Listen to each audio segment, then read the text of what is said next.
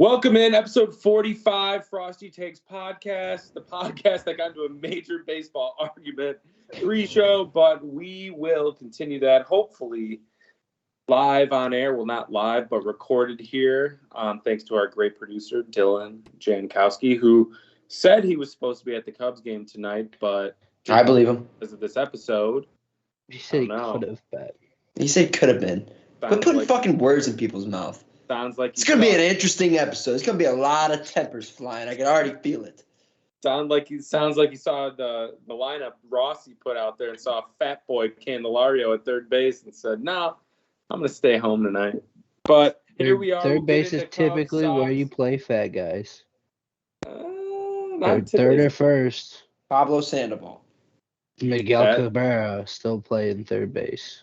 Most definitely hasn't played it in years. He's been at first for about 5 years. Used to play third. Yeah. He is at first base now, though. I mean, yeah. He's been at first base for a long time. Bruce used to play third base.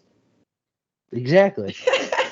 I wanted to start off with actual third baseman before I got to myself, and you guys threw a wrench in that one quickly. I'd rather have Bruce at third base than Moncada. I was a Gold Glover, baby. Dude, all right, before we even start, because I'm so sick of Bruce's fucking stats that he gives himself in Little League are so fucking inflated. It's unbelievable. No, I was nice with his love. Bruce, you didn't make your fucking high school team. How are you going to tell me that you were fucking batting 600? He also in his last game was soft. Oh, okay. 12 home runs. We're not going to – wait. Who hit 12 home runs? Dude, I could go back in our messages and probably search for something that you sent me. 12 home runs. I hit one home run in my Little League career. I know that. Okay, but he did say that he batted like 650 average, which is ridiculous. I think it was 558. 558, my fucking ass. It was the last year me and Nick were in Little League when we were older than everybody. Oh, that don't fucking count. I mean, my arm was gone. You don't hear me arguing with you, Bruce. So I'm obviously on your side. I fucking yeah. Oh yeah, that was the league for kids who didn't play high school baseball. You know, we called it something else back in the day. It was I can't remember exactly what It was 14U and I was 14. I'm 12. Bro, there was only 2 teams in the league. You had to play the same 2 fucking teams because everybody else was playing high school baseball. Sounds like you're kind of fucking jealous, Josh. I'm not jealous. I can't even throw a baseball anymore, but I'd probably still be better. Josh wishes he could have played baseball with us, but his arm blew out when he was like 13. I would have played fucking high school like a man. I mean, I actually tried out and made the team freshman year. Instead, you were a grass fairy. It was the only thing to preserve the arm. And it destroyed the back. Yeah, dude. I would have rather destroyed my arm more than hurt my back. I done both of them, bro. Long term, that's not going to be good for you. The back actually this summer has been feeling really good, despite the pretty big amount of golf that I've played. We haven't run into a ton of issues. Knock on wood. But furthermore, let's talk Bears fucking football because I'm getting real fucking excited for football season. I just got NFL Sunday ticket confirmed. It's on the YouTube TV package. Paid for the upgrade for Red Zone. First season in probably 8 years for Jay Nyloff that he will be able to sit down on Sundays and watch football all fucking day. Because first it was soccer and sports. Then I got into work and I worked retail, so I was working every other Sunday, sometimes every Sunday. I have never been more excited for a football season. Bruce, how excited are you? Give me a little bit of fucking juice, a little excitement here. I mean, you know me, football runs my life from August until February. It's pretty much the only thing I care about. You tell me how excited you think I am. Like, I think you're very excited. I also think that you've probably bet on the UFC this past weekend after you told me that you weren't going to bet until football season a couple weeks ago. look, I won enough to pull out what I put in and still have money in the account. So That's dope.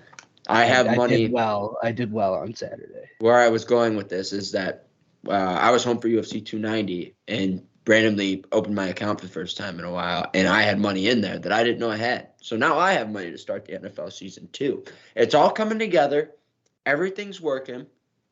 There's been some reports, though, from Bears training camp so far that the offense has struggled over the past couple of days. They started real hot first 2-3 days and have completely flipped in now the defense. Is there any concerns, gentlemen? Dude, as we record this, it is August 2nd. The NFL season, regular season, starts on September 10th. Don't give a fuck what's going on in practice right now. Nick, anything? Anything to say on the matter? You are by far The person who will king of send- training camp who videos. will send the most training camp. Oh, goddamn annoying. It triggers Dylan. No, it doesn't. Two. But Yeah? shut up. Did you see Shut up. Jordan Love missed the net a few days ago? What a loser. You also threw it down to Romeo Dobbs. I sent Nick a video of him throwing a bomb to Watson, and he hasn't sent me a video since. About It was on the Bears. Instagram. I've sent him on Twitter. I don't find a lot on Getting Instagram scared. like I do. No, I'm not. I'm really not. No, I don't know. I think the good thing I've heard out of camp is that Kwani Brisker's all over the place. Kyler 2 Gordon's picks all today. over the place. Also a pick today. I also keep forgetting we have these new fucking linebackers. Tremaine Edmonds, who can cover and is long and lengthy, is causing problems. Like a few people, I was watching NFL Network as I was getting the man cave ready for our Sunday rituals and future live podcast studio, that they were surprised at how many like passes Edmonds was breaking up, and that if it was probably other linebackers, they'd be completed passes. So I think that's big. Claypool's, I guess, is doing well.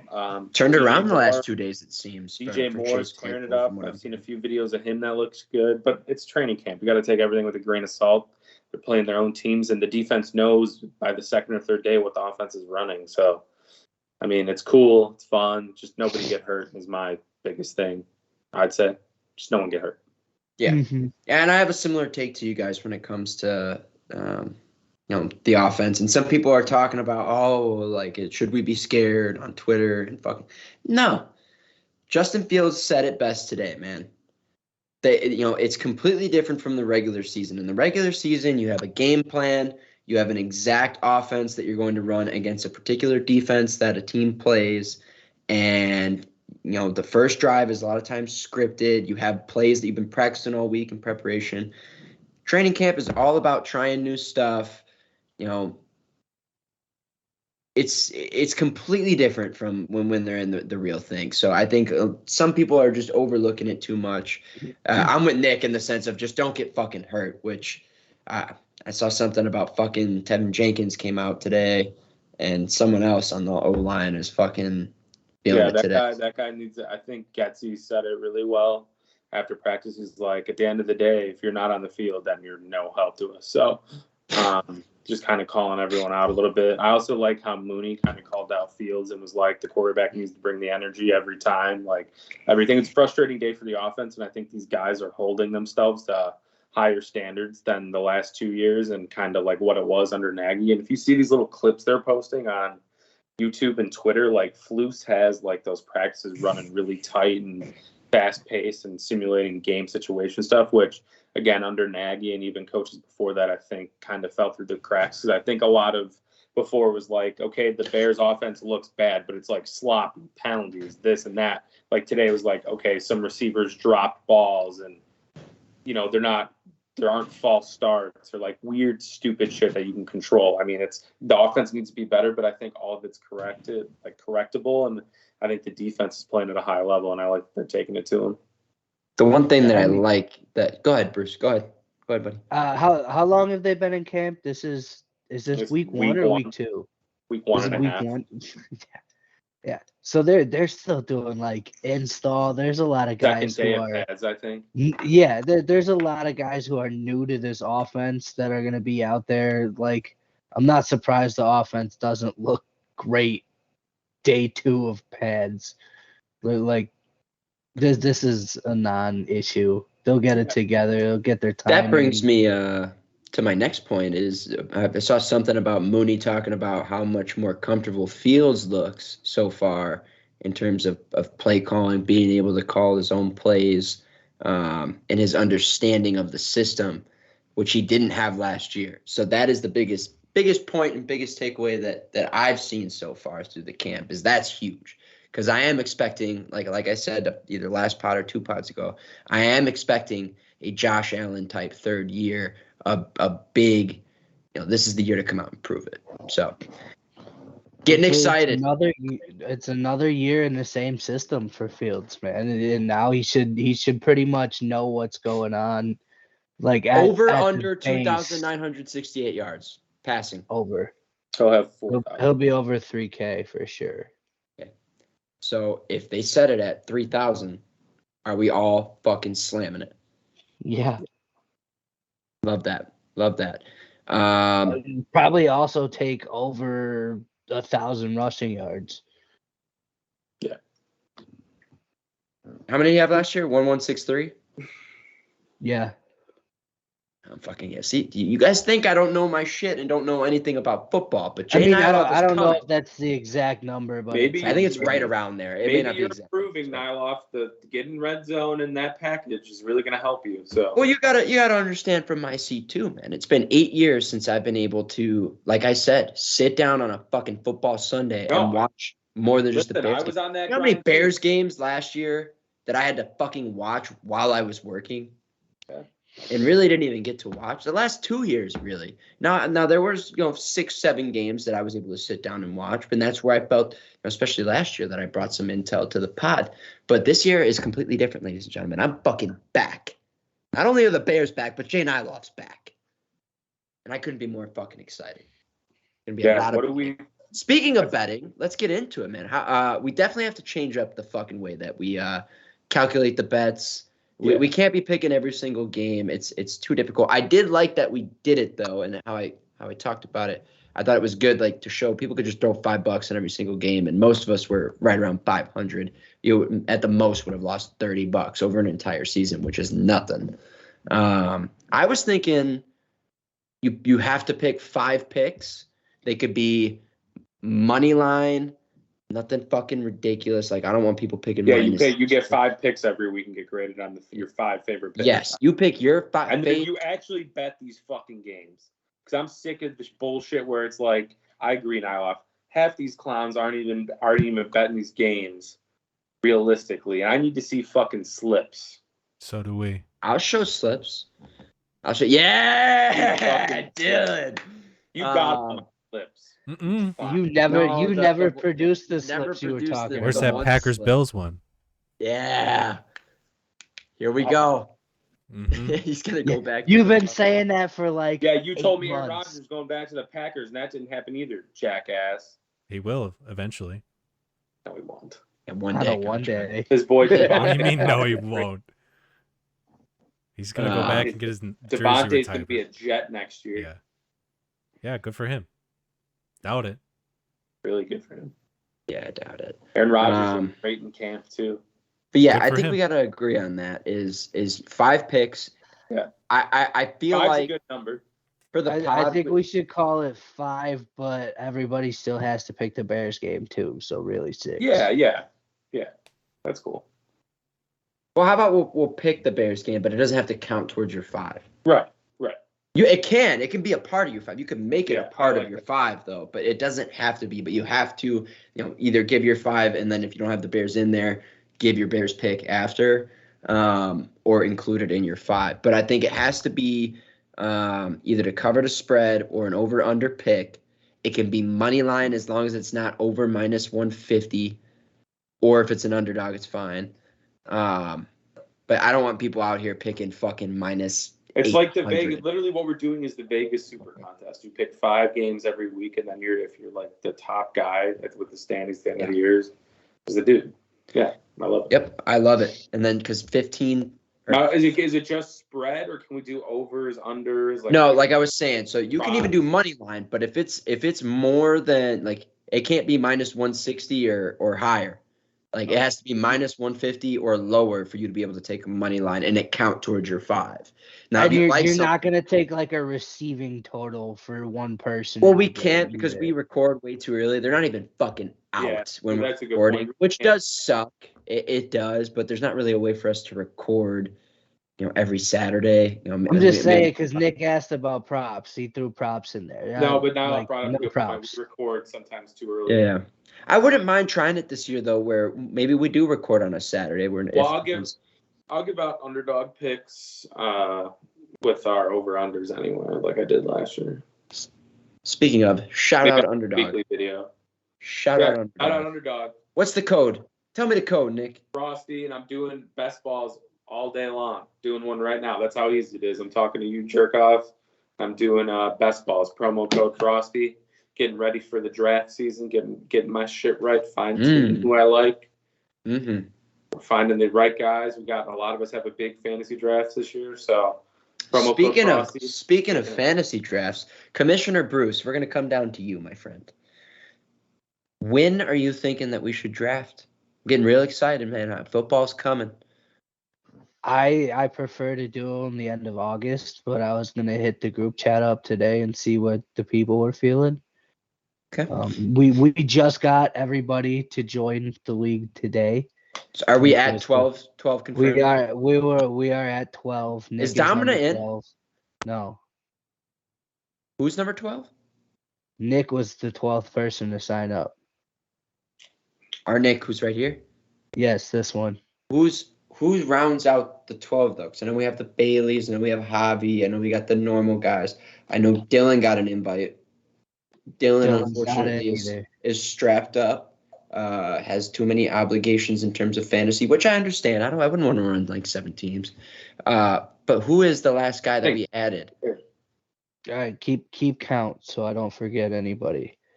It's us 3. Mayor. That's 7. What? Us 3, Mayor. 3, Mayor, Hunter Owas, Javi, Liam, new addition to the league, Ryan. How many are we at? 9. The Bailey brothers. The Bailey brothers makes it 11. And who am I missing? Those are all people that we had, but then I know we offered Dylan a spot to round it to 12, and Dylan declined. I'm wondering who did we take to round out the 12? Did we say Blake? No, we did not say Blake. Okay. And Blake that would be number 12.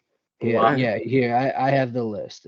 Read me the list, Commissioner. You should know this by fucking heart, by the way. It's embarrassing. Team Shag Nasty Ball, which is Nick, and then Chris, Greg Jennings, I'm assuming that's Javi. Josh Mayer, Bang Biscuits is a Wasp, Matty Ice is Matt Bailey, and then there's you, Ryan, Hunter, Do It For Dale, which is Blake, and Liam, and myself. Team Stretchy's bringing home the fucking chip this year. Team Stretchy, huh? I'm very excited. I am getting more and more excited with every minute that passes for fucking football season. But that being said, we're going to move it on. Actually, thoughts? there's a few things I want to talk about before. Okay, let's go. Let's do it, man. Sean Payton versus Nathaniel Hackett and the Jets. Week 5, Jets money line already locked in. It's going to be locked in that day in my 5. And if I can't because it's over minus 150, give me the Jets to cover whatever fucking spread is up there, because I got a feeling that Aaron Rodgers and the New York Jets are going to dominate week 5 against the Broncos. I said this in the group chat too. It's the lock of the fucking year, in my opinion. Sean Payton was out of line. There's no doubt about that. I kind of love it from both sides. I didn't say I didn't love it, but Sean Payton was definitely out of line. Yeah. Completely out of line. Rogers saying too, like, keep your coach's name out of your mouth. Sick. Rodgers skipped the throw for fucking 350, 35 of 38 passing, 4 touchdowns. He might even rush one in. He is going to have a field day against the Denver Broncos this year. Because I don't even think their roster is really that great. It's pretty good. I mean, it's not bad. I think they're a mid-tier team, though. I don't think they're like Denver. Yeah, they've got a top-tier defense. They do have a top-tier defense, but I'm not bought into the offense.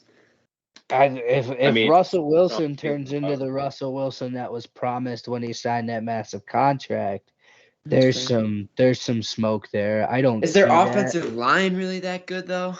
Yeah, they the mid-pack. Right? It's not bad. Like it's mid-tier, like not bad. Mid-tier at worst. Okay. Yeah, I'd say they're above average. They've got a solid group of receivers. Cortland Sutton. I love their backfield, Javonte Williams and P. Ryan. What did Javonte Williams hurt last year? He tore his ACL. His knee, yeah. Is he going to be good to go come week 1? Yeah, he's not on the PUP list or anything. He's cool. Good for them. Good for them. Back better now from that. Speaking of running backs, what's you guys' thoughts on the Jonathan Taylor situation? I mean, I think Jim Irsay is an idiot. Well, I mean, yeah, for sure. I don't think he gets traded, though. I'm starting to see rumors pop up. The Colts have no business trading him. No. They'd be dumb, especially if they are going to and the Bears want to make that move, I'm all for it, but I would not. I think there's an argument for both sides.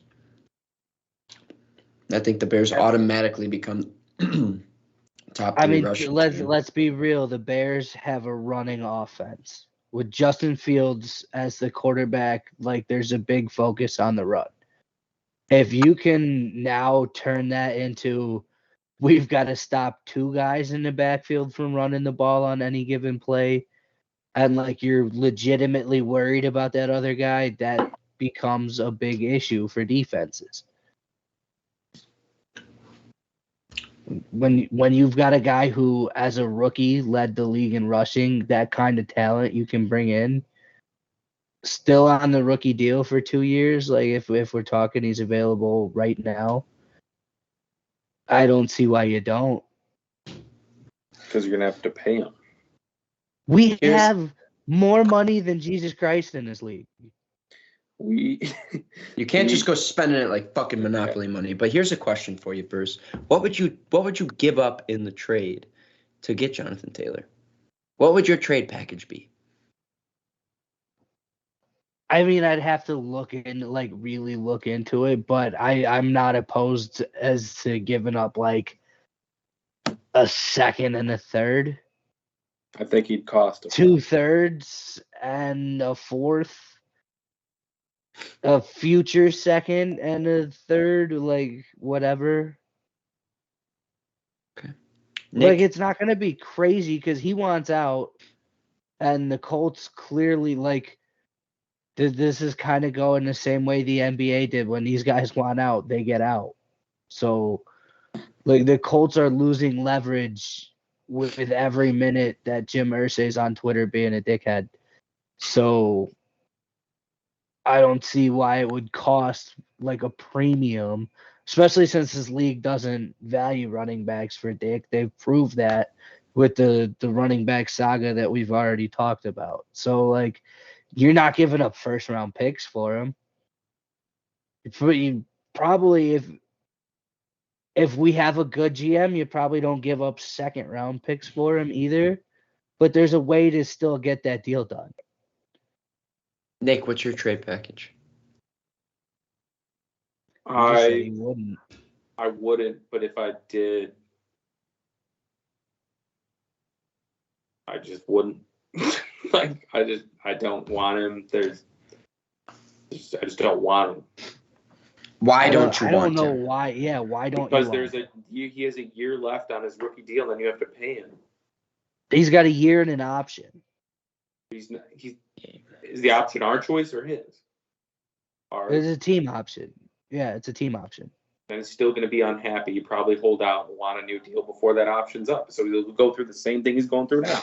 Yeah, but And I got to be honest with you, Bruce. Barkley He's not is the He's not going to get If I traded to a had to team do it, staying if I on that had to do it, contract. If I had to do it, it would be at most a second and a fourth. I like that. That's So exactly what I'm you would That's- agree that I'm not like You're out not of the far realm off in the of possibility, compensation. Yeah. Correct. It's about time, Brucey, because I set you up for that He's one. And you learning. fucking passed. We're putting him through the team building management school of Nick Petro, and he's learning. And I'm just saying, even a high paid running back right now is getting $11 million. Do you think like if you I think someone will trade for him though and pay him as the highest paid running back. Because I don't think there's a situation, right, where someone trades for him and then we get a year of him on his fucking rookie deal either. I think it's going to be, if you trade for him, you got to sign him, extend him now, and start paying him now. Yeah. That's the whole reason he wants to leave. Exactly. Like, he's not going to get traded to go play on a rookie year contract with fucking anybody else. You think he's going to be the highest paid? No, I don't know. No, I don't agree with that statement either. I think you can give him a Okay, so what if we made him the third highest paid running back? Which would be gave him $12 million. I was thinking 13. There you go. A year? He'd still be the third, yeah. 13 a year for 3 years. Yeah, I could do a 3-year. But I don't know if he. That's all these guys are fucking looking for at this point. What if you got to give him 15? No. 2 years max. You're out. 2 years max, because that's when we have to million? start worrying about salary cap. That's when you have to start worrying about re-signing That Justin extra $2 Fields. million is that much to you? Yeah. You just said 13 would be fine. 15. I need edge 13 for 3, 15 probably for need more 2. offensive Anything linemen. I need 15 or edge more, rushers. it's 2 years. There's too many people, too many other positions we got to worry about. In a position where we don't have to overpay a running back, we just need a guy who can also provide value next to our quarterback who can run the football. So what if we gave him Nick Chubb money? $14,850. 14.85. How many years? Way better than it. How many years? I'm just looking at his cap number right now. Nick Chubb is way better than him and has less of an injury history. I know Chubb tore his ACL in college, but so he's did Taylor. also 2 And has, years older. He's been in the league for how many years? This is Jonathan Taylor's 3rd year in the league. Is his back hurt or is his back not hurt? No, that's a fair. He says it's not hurt. How true that is? Then I thought I saw a video of him at camp, and he was like, he's walking around like me after I played a 72-hole weekend. He may be stiff. I don't think he's hurt. Yeah, I don't. But the video I saw that seemed to be him was at a training camp, had a guy who looked like Jonathan Taylor wearing It's like a rope 28 shirt. He was stiff. His agent is like some dude from the hood he was boys with. It's like, dude, just get yourself some proper representation. You won't have these problems.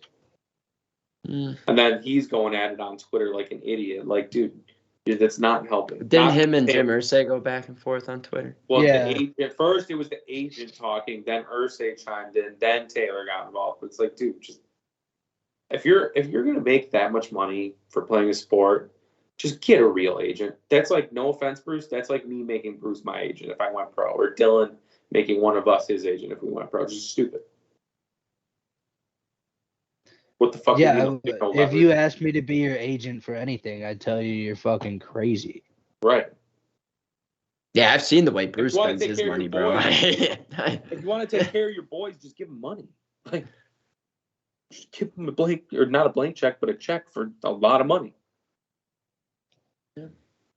Well, you can't just give all your homies a lot of money either. That's another bad business plan. Yeah. I think Nick's point that he's making is that guys like William Perry, the guy that's playing his agent isn't a real agent, and he's paying him money because they're boys. But he'd be better off paying an agent and just giving the guy some money. Exactly. Still. Hey, it worked out for the guy in Ballers. That's ballers. That's something different. But this is why we like Percy. This is why we like Percy. Dylan, what do you think about the Jonathan Taylor situation? He gets traded, he's going to become the highest paid.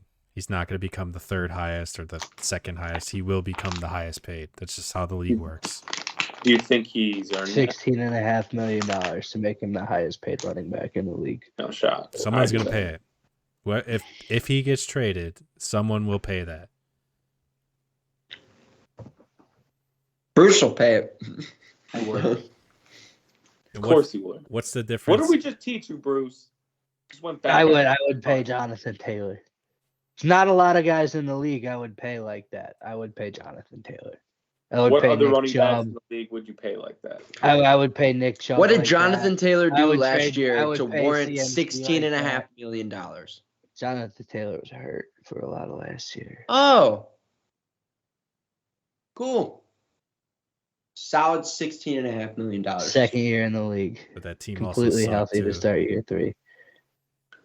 He also had Matt Ryan as the quarterback, like the ghost of Matt Ryan. Yeah, it wasn't even Matt Ryan. It was just some And- guy out there. It was Ryan. They benched Matt Ryan. Some And then guy, Nick some guy Foles in the died. Nick Foles jersey. Yeah, Nick Played Foles did for die. like 6 plays. Then Jeff Saturday came in. What a fucking joke. Yeah, so don't blame Jonathan Taylor for his lack of production last year. Blame the entire organization, spearheaded by one Mr. Jim Irsay. Yeah, it's tough. That's tough. Move us on. What do we got next? Yeah, well, the trade deadline was very different for both baseball teams in Chicago. We could Start off with the dog shit team, the Chicago White Sox. I was going to give the buyers their moment in the sun, but yeah, the sell-off begun, and it's not really a sell-off because Rick Hahn still thinks this team is contending next year, which is fucking crazy. But Giolito to the Angels, we had Lance Lynn and Joe Kelly to the Dodgers. Kind of a shocker yesterday, Jake Berger to the Marlins, which is probably the best trade out of all of them because they got back their number 4 prospect, lefty, that has a lot of upside and that I heard is going to slot right into the rotation already. So that's a win. And then they traded Middleton to the Yankees. So sold off 7 guys, 6 of them pitchers, I believe, because Lopez went with Giolito. But yeah, it's what we expected. I thought they did fine, about as best as you can do. I like Graveman to the Astros and getting that catcher back because I think he's your starter next year with a veteran you mix in, not named Yasmani Grandal or Sevi Savala. So they did pretty well. I just don't like that they didn't move TA and Cease because the exact thing they're going to do next year is go with TA, Benintendi, Robert, probably Colossus or some platoon and right. Moncada's owed $26 million next year, so he'll be at third. Vaughn will be at first, and then you have new catcher. You'll probably pay 2 free agent starting pitchers. You don't pay a goddamn person in the bullpen because we saw how that worked out. And speaking of another bullpen arm you won't have, Liam Hendricks, terrible year for that guy. Cancer, now Tommy John, which I've been saying for 3 years he's needed and just literally pitched through it. So I think you got to give that guy credit. He's the only guy on the team outside of Berger that actually plays fucking hard every night and has a set of fucking balls. But so you don't have a closer, but this is why, every bullpen arm we paid was mediocre and traded besides Hendricks, who unfortunately got cancer and needed Tommy John. Literally everyone they paid in the bullpen did not work out, including Bummer, who has a 7 ERA and should be gone too. But for some fucking reason, Grifol likes him, and they're gonna get players Grifol likes. Hopefully, they get guys who can play defense. And I hope the hopefully, last 3 managers have liked Bummer, and I don't know why. I don't understand. He walks too many people. You need to have a great infield around him, which the Sox don't. If the Sox want to have a great infield, move fucking TA over second. TA should have been gone. Yeah, TA should have been gone because guess what? This is what'll happen. They'll spend money on like 3 free agents next year. They'll have another terrible first half next year. Then they'll trade Cease. Then they'll trade TA. then I don't know what you do with Kopech. You might be able to move Yohan at the deadline. Yeah, maybe. But if you pay his entire salary, you might be able to. But it's just bad. And like for Rick just to keep saying the same shit. And I thought Scott Merkin, who normally kind of stinks, asked him a good question the night they traded Giolito. And it was after Cubs Sox game where the Sox blew, I think, a 5-run lead. He was just like, Scott Merkin was like, "Oh, so you're doing another rebuild?" And he gasped and was like, "Oh, what? Like, dude, yeah. I mean, you pretty much are. You can call it a retool, you can call it a rebuild, whatever you want, but your fucking little thing failed. And I'm not saying it shouldn't be again, but if your rebuild doesn't work, then just try and rebuild again. Don't go back to the Kenny ways of just throwing shit at a wall and trying to catch magic in a bottle like 2005, which is what they're going to do." They're a bad baseball team. They're a bad baseball organization.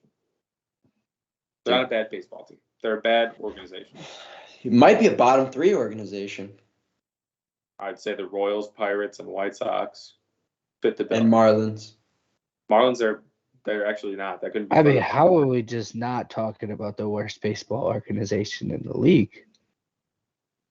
Statistically, the Oakland Athletics. You guys did not. That's another. Yeah, I mean, the Marlins have won 2 World Series. Oakland's just got to get to Las Vegas, and they'll turn that shit around and maybe start spending money. But the Marlins win a World Series every time they go. We've only gone twice. Statistically, the worst team in baseball in the last 3 years. Just saying. The Marlins or the White Sox. Marlins. Yeah, but they're much better than they would have. And they have a really good GM, and they know how to develop. For the most part, they can develop players under this new GM. So at least they were buyers at the fucking deadline. My team wasn't. They overpaid very much so for Jake Berger, but that's because they can. They have an abundance of starting pitchers, including Johnny Cueto, who I saw was back. I love that fucking guy. Johnny Cueto's dope. Johnny Cueto. Didn't they send him to the minors for a while? He was just in the rehab starts. He was out. Sox are fucking bad. Terrible organization. Yeah, it'll be interesting. Call it a retool. It's really a fucking rebuild because you're going to have another shitty fucking first half all the way up to the All-Star break next year. And then you're going to sell off even more people. And then he's going to have to come out and say that it's a full-on fucking rebuild.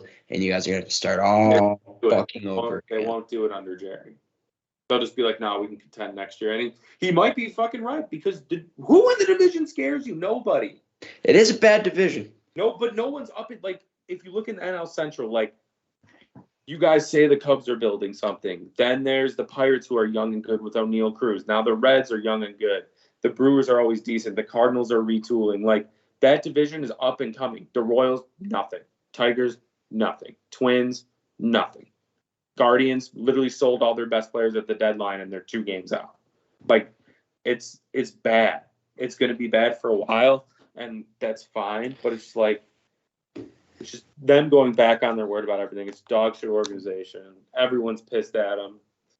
I don't know what else you want me to say. Like, they suck. That's all I wanted to hear you say is that you cheer and root for and are a homer to I was a homer. The worst organization in Chicago and potentially even in the MLB. I mean, not in the Chicago Fire exist. Okay. That's true. That's very, very true. They're a fucking bad organization. They've never been a good organization.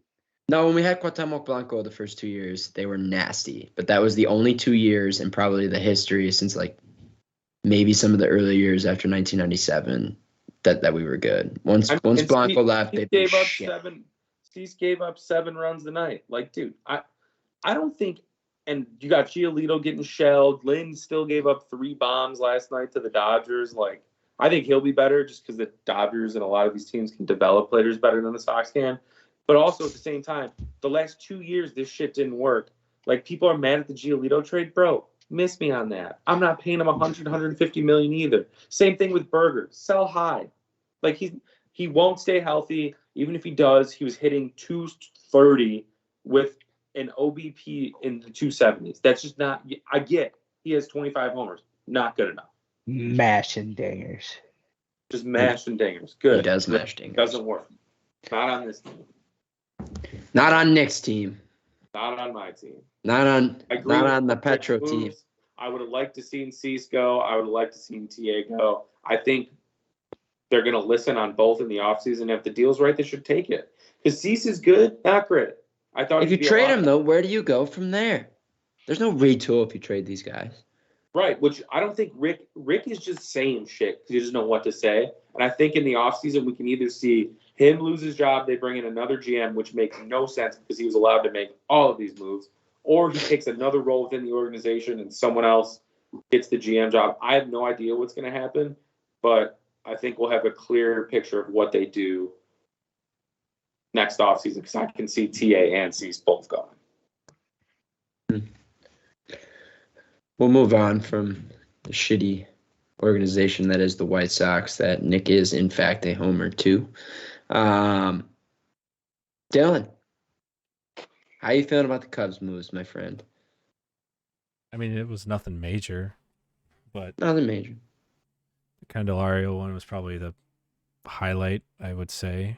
But yeah, I mean, they just tied up the ball game tonight, so we'll see what happens. I like that they didn't, sell off the farm system to acquire a guy, but I did. Of course you did. But wait, what? I know it's not. But they're in a spot to contend, and they made some minor moves to contend. If it doesn't work out, then you virtually have the same roster next year besides two people. If you want to extend Bellinger and Stroman. And we'll see. It's a waiting game now. But they've been playing good baseball, so I mean they fucking put up 20 runs last night. 20. That might have been more than the Sox had the last 3 weeks. It honestly might be. Might be. The offense is hot. They just need decent pitching, and I think they've won 10 of their last 12. Yeah. Something like that. Something around there.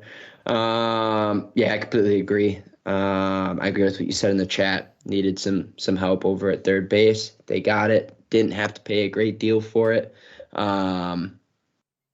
Yeah, no complaints. Like I said, and I've said it 5 fucking times, this is a year to get things trending in the right direction. If they sneak into a wild card, so be it. It'll be fun to watch it. If they don't, that's okay.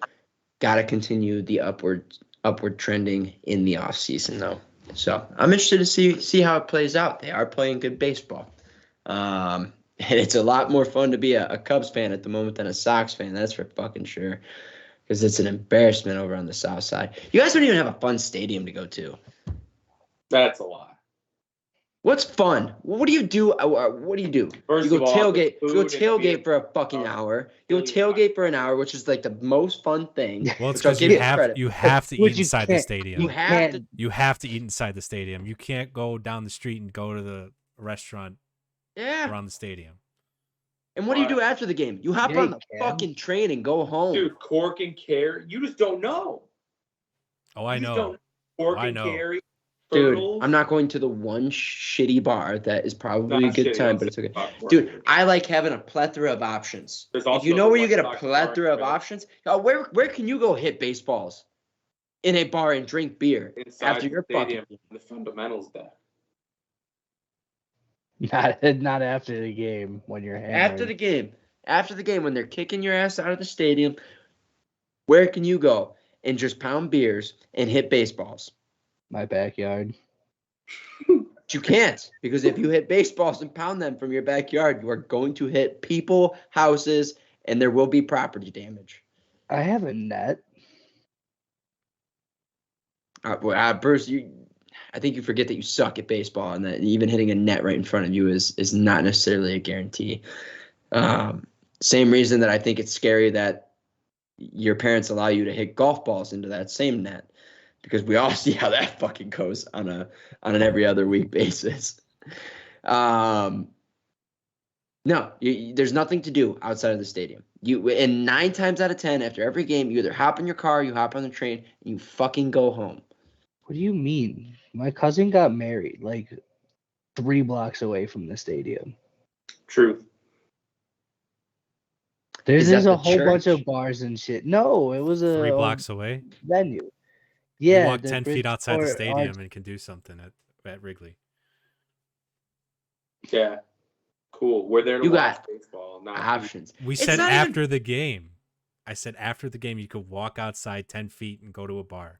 You don't got to get in your car and drive 3 blocks and sit in traffic from the game pay for for a 49 fucking minutes. Uber. bathrooms in the whole stadium at our stadium, so I'm gonna take that. You care about bathrooms? Why are you spending all your time in the bathroom? %. When I'm boozing all day, I need to piss. I want It's to not walk. it's not about spending time in the bathroom. It's about how little time you need to spend to go to the bathroom. And when there's more bathrooms, Bro, we got it takes troughs, less bro. time to You get can put 20 dicks 40,000 you people. in a fucking fucking hillbillies got 10-foot troughs. span in a trough, motherfucker. They're fucking hillbillies. You know who else has I'll pee troughs? through 6'5" your Cubs. legs in a That they trough. eat out I'll of pee it. through your Yeah, fucking legs in a pigs. trough and get back to the fucking bleachers where I Nyloff belong. probably feeds out of the Wrigley troughs, but he wouldn't know because he hasn't been to a fucking game all year. Listen, I live fucking 3.5, 4 hours away from that fucking stadium. It ain't easy for me to just fucking get up and go to a game. Hey, And let me tell you, if I was back home, I probably would have went to 4 or 5 games this year. our If I 35-year-old lived in home. 35-year-old catcher just gave us the lead, by the way. What is your 35-year-old catcher doing? He's playing first. He's playing fucking first base, Dylan. Because he can't even fucking bend his knees to get down and play catcher anymore. I don't think he's playing first today, but he has. Oh, he has. A couple of times recently. I do like Jan Gomes. Bruce didn't even fucking know that. I know more about his fucking team than he knows. What? Bruce, you didn't know Yasmani. You think it? Yes, I do. Yeah. Sorry, I got a little heated there. I got a little passionate. What? What? Yeah, that was uncalled for. It was unnecessary. Your team still fucking sucks, though, and your stadium's worse. You changed stadium names more than fucking Owners. I can't say that. I wish, Dylan. I can't say what I was gonna say. Oh, jeez. I gotta say, every time I look at my phone, the Rangers score again. I don't even care. I had Marcus Semien on my fantasy team, so that's I know, but it's tough to just. I was looking at the box score as Marcus Semien hits a 2-run home run. Like, all right, painful. I had fun He's not getting to shitting on watch your the baseball radio in the team. playoffs this year. I had fun with Dylan talking, and we didn't really have to say that much. It's that easy to be able to talk about our team right now compared to theirs. But we're gonna move on from I baseball. hope you guys have a fun too much. Just envy it or just enjoy it because I know I would. Yeah, it's gonna be fun, and I'm gonna enjoy it. But we're gonna move on from baseball. Bruce, you are a resident UFC man. I know you watched every fight on the card. Break it down. On the main card. Break it down for us a little bit. What'd you like? What'd you not like? Because I definitely didn't like one of the main card fights. I actually hated it. But we'll let you take it away. Take us through the main card at UFC 291. Well, that's all I can take you through because I did not watch any of the prelims. I was busy golfing and then driving. Prelims weren't as good as the fucking 290 prelims. Well, also, I don't know who got bumped off the main card, but Derek Lewis got bumped onto the main card late. Which He was was a supposed great to fucking headline. fight. That was supposed to be the headliner for the prelims. And the prelims got robbed of that, and it was not, not a strong prelim card. But the main card I thought was very good. Starting with the Chiesa Kevin Holland fight. I love Kevin Holland. He's a monster. He is absolutely huge in his weight class at 6'3". He dominated from start to finish. He got a sub. He's not even a big sub guy, but he got the sub. It was beautiful. Not that entertaining because didn't go very long. It wasn't really a slugfest. But it worked out for me. I won my first bet of the night. I had Kevin Holland by finish. That was cool. The next fight, Tony, I look like Hunter Dunlap Ferguson versus Bobby Green. Another one where I think Bobby Green was just kind of dominating the whole fight. They did go 4 minutes. The fight was stopped with 6 seconds left of the third round. Bobby Green literally choked Tony Ferguson out. He did not tap. He went to sleep. He thought he could hold out for the bell and maybe force a decision because it was closer than Bobby dominating the whole fight because there were a couple good exchanges, but he went out on his sword like a badass.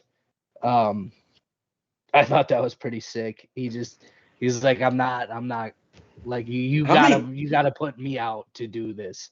How many fucking yeah, I just saw that, Dylan. How many fucking fights has Tony really got left in him? Isn't he like 0-6 in his last 6? It's not good. It's not good. So yeah, and second straight loss by submission. He got subbed by Nate Diaz last year. He got absolutely destroyed by a Michael Chandler front kick. At the early part of last year, like he's been losing badly. He needs to hang it up. But moving on, the next fight. Nyloff just left the room. I know. He's tired of your shit. For the fight, like I was about to start the Derek Lewis fight, the one he really wanted to talk about, and he's just gone. But I'm gonna get into it anyway because it was quick. I'll get it out of the way before it comes back. Derek Lewis versus Marcos Rogero de Lima.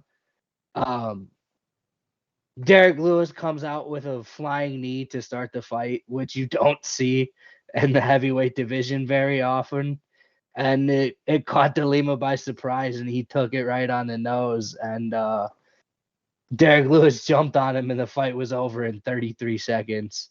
It was. I fucking love Derek Lewis, man. The best part about Derek Lewis is the post-game interview. Joe Rogan comes up, he goes, Derek, did you plan on starting with the flying knee? He's like, hell nah. I just thought I'd throw some bullshit and see if it worked. And it did. He's the fucking best, man. Started talking about how his dickhead gets hot. Said he was gonna It's got a mind of its own. Said he was gonna go home and bust in his wife's guts, so Derek Lewis is fucking wild. Derek Lewis, I love that man. I hope UFC brings him back. I hope that's not his last fight in the UFC, and I don't think it will be, but I also had Derek Lewis to win by knockout in that fight. That was nice. The only bet I made of the night. The next fight, I know this is the one you had a problem with. Jan Blachowicz versus Alex Pereira. Fucking terrible fight. Blame Blachowicz. He tried to play it safe. He wanted to wrestle. Pereira looked very good defensively in the wrestling. He did not he got taken down a couple times, but he got right back up for most of them. Blachowicz didn't really do much with the time he had in control. And on the ground, Pereira just outboxed him. It wasn't even close when it came to striking. The only reason it went to a split decision is because of the amount of takedowns attempted and landed by Blachowicz. That fight was fucking boring. It was a terrible fight. I did watch that whole fight, and it fucking sucked balls, dude. I was hoping that they were just going to fucking stand in there like two big-ass grown fucking men and throw back and forth at each other. And Blachowicz fucking pussied out because he knew Pereira would have knocked his fucking ass out probably if he did that.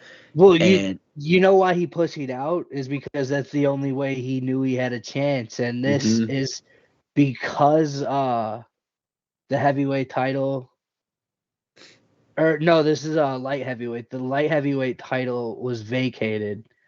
So the winner of this fight is going to fight for an interim belt. Yeah. Well, he just blew his chance. Like, I don't know. I can't tell you the next time Blachowicz. I can't tell you the next time Blachowicz is actually going to have like a co-main or main. He's going to be a fucking bottom main card guy now in his next fight. Nah, he'll end up like the third fight on a card. It's fucking bullshit. He's still gonna be a top 5 guy in the light heavyweight division. Move on. I hated that fight. It was horrible. I talked that fight up to the guys that I was trying to get it put on the TV, and they put it on the TV, and it was a fucking terrible fight. Well, the next one was not a terrible fight. Banger. Poirier Gaethje, the vacated BMF title. Jorge Masvidal was there to present it. This is just how I said it was gonna go. Gaethje's gonna get it done. He did it a lot earlier than I thought. I figured this probably would have been a 3 or 4 round I was thinking fight. 4, which would have been cool to watch because they would have kept just beating the shit out of each other, and then it would have been longer and entertaining the whole time. But what a knockout! They started slow, a bit of feeling each other out, and after about a minute and a half, 2 minutes, they just got into it. They gave the people what they wanted. They just stood there and threw hands. And Poirier in the second round just walked into a head kick. It sent him out. He was square fucking temple, dude. And then Herb Dean, as he was trying to get in there and break it up, fell on him. Just dropped an atomic elbow straight out of Hulk Hogan's playbook. That was bad. Herb Dean, I question that guy sometimes. So do a lot of people with brain injuries. But overall, I thought it was a pretty good card. UFC 290, definitely still, I think, has been the best of the year. What's the next banger card? You know, Bruce? When's 292? 292 is not that great. Oh wait, no. 292 is gonna be like it's a big main event. It's Aljo versus Sugar Sean for the bantamweight belt. The co-main is Weili Zhang versus Amanda Lemos. I don't like watching Weili Zhang fight because she just beats the brakes off of everybody. Yeah.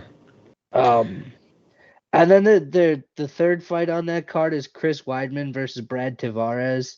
I feel like that's a fight that would have been better like 5 years ago. When is 292? August 19th. Yeah. Not the best card. In Michigan. Ian Gary fights on that card. I really like Ian Gary, the Irish guy. Oh, yeah. He talks a lot of shit. Not quite as crazy as Connor, but he talks a lot of shit, and I like him. He's got good stuff. Cody Garbrandt also headlines the main, the prelims. He's the main prelim fight. I like watching Cody. I know, that's why I had to make sure I threw that in there. But yeah, otherwise, just like an average card. All right. Well, overall, decent card. Last fight of the night was a fucking banger. Derek Lewis, you are still one of my fucking favorite heavyweights in the fucking UFC, and I hope to see you fight again because I want more and more post-game interviews. But moving on, let's get to the last segment of the night. Ladies and gentlemen, we're going to go to our top 3. And for this week, we have a top 3 brought to you by none other than himself, Brucey Bruce, the man, the myth, the legend. We have top 3 favorite hype songs. And who better to start us off than the IQ behind the top 3 this week himself, Bruce. Damn, you put me on the spot. Yeah, and you know why I did this? Because I know you're not prepared. And I even let you know yesterday. I let everybody in the chat know yesterday that it was going to be hype songs, and this is your idea, and he's not prepared. And by the way, when he told me about this idea, he was so excited. He was rattling a bunch off, and I knew this would happen. I mean, I just have a list running through my head. I have to narrow it down now. Yeah. Well, let's hear it, big dog. Because I know the song that inspired the idea. and I'm not sure if I'm gonna put it at number 1 or not. That's the Doesn't- biggest issue. It doesn't have to necessarily be in a particular order. So, number 3, we're gonna go Riot by 3 Days Grace. Shout out to, I believe it was WWE 2006 for that one. Yeah, there you go. You know, that one just that oh, Yeah, it's a ready to banger fucking song. ready to go fight your stepdad after that one. And I don't mean I want to fight your stepdad. I know. I want know, no problem but I with saw that man Nick's ever. face when you said it, and I knew Nick thought immediately that's what you were referring to, because he was like mouth wide open. All right, that's a good fucking pick. Wide Bruce. open. Let's see, number 2. Ooh, let's go. Son of a bitch. And 5 Cubs, by the way. Hot. 11-0 Rangers, by the way. I'm gonna go Slim Shady, Eminem. Lose Lose yourself. yourself. Okay. Yeah, gotta have it. It's just a staple. It was that one or Fort Minor. I think we're gonna go with that one. Ooh, And then number 1, the song that inspired me to send this to Josh in my brain. It's DMX, the Rough Riders anthem. great pick. I was on my way to go sit in a math class, and I was ready to fight my grandma. Like, yeah, he's just like, ugh, just grunting and barking in the car by myself at 6 o'clock in the morning. Dude, it's the Look best. like You're like Look blasting. like a crazy person driving Yeah. down 63rd in California.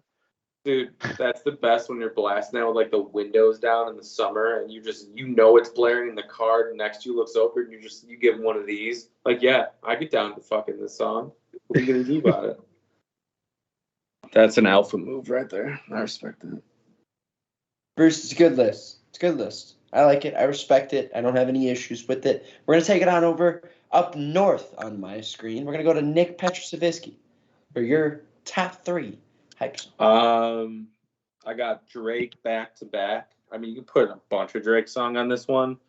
I love that. I love that song, and I love the Jordan 96, 97. Whoa, that's a great line. Probably one of my favorite lines in any song.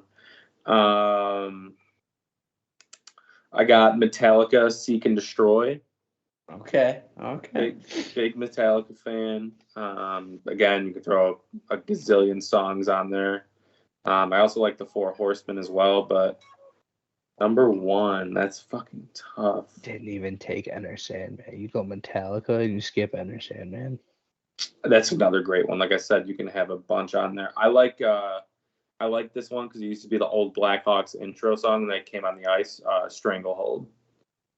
Long ass song, but that song's like first 2 minutes. It's like 9 minutes long.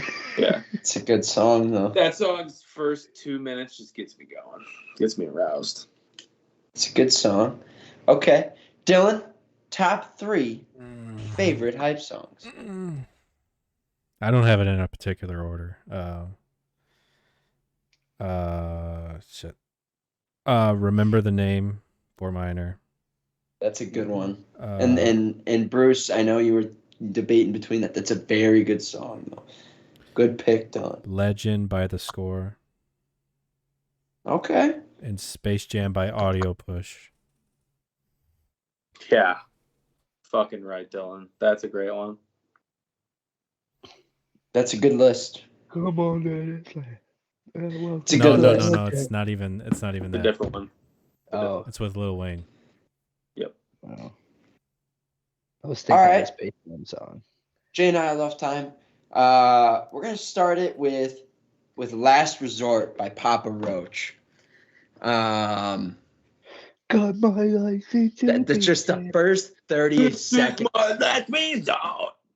Suffocation. Yeah, that song's fucking nuts, dude. Don't get me going. Yeah, that's a good one. Don't get me fucking going. Number 2, we're gonna go with Dreams and Nightmare Nightmares Great by one. fucking Meek Mill. That was Wait a minute. come on, wait a minute.